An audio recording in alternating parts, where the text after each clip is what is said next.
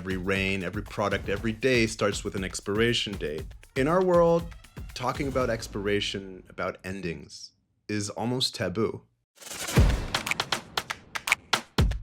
Somewhere in your 40s, the questions get louder.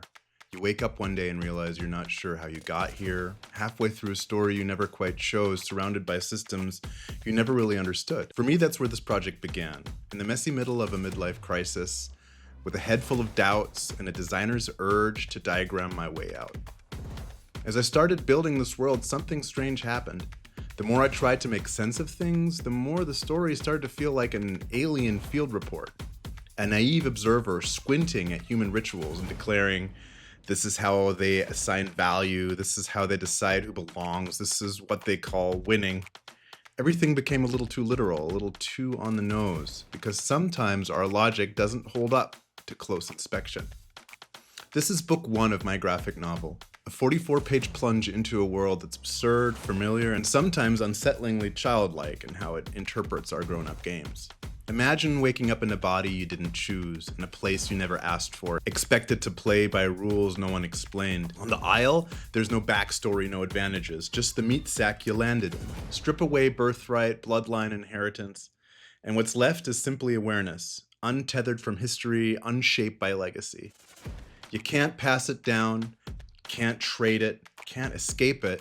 It's yours by accident. As far as anyone can prove, you don't get another. It's a satirical way of exploring how much of our lives is pure chance, the lottery of birth, luck, circumstance.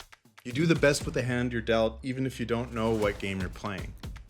And honestly, that's how my own midlife crisis felt, like I'd arrived in someone else's game. I wanted to take body shaming and gender discrimination and strip them of their power. Even here, where everybody is a blank canvas, new forms of prejudice emerge. Some sacks are a little lighter, some a little darker. Suddenly shade becomes a marker, a reason to draw lines, to exclude, to fear. It's absurd, but so familiar. On the Isle, discrimination isn't just whispered, it's sponsored, branded, and broadcast. Ads paid for by Mtiga make the island great again, stoke fear and division, selling the illusion of purity and safety.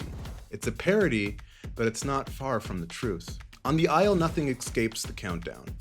Every rain, every product, every day starts with an expiration date. In our world, talking about expiration, about endings, is almost taboo. We pretend things last forever.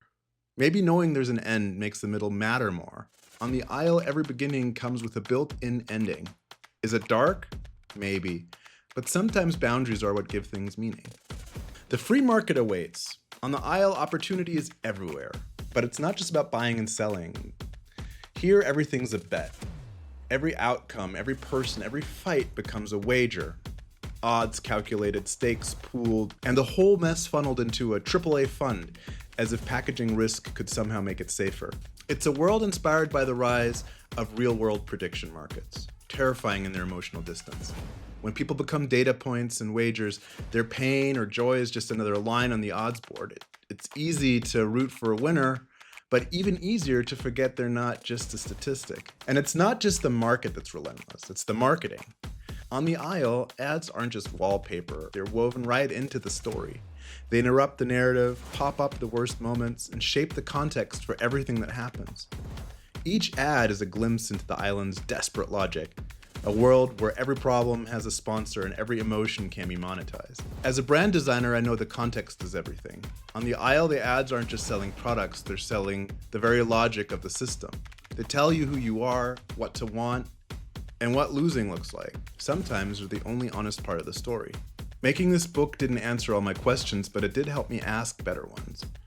If you've ever felt lost in the game, confused by the rules, or just amused by the absurdity of it all, you're not alone.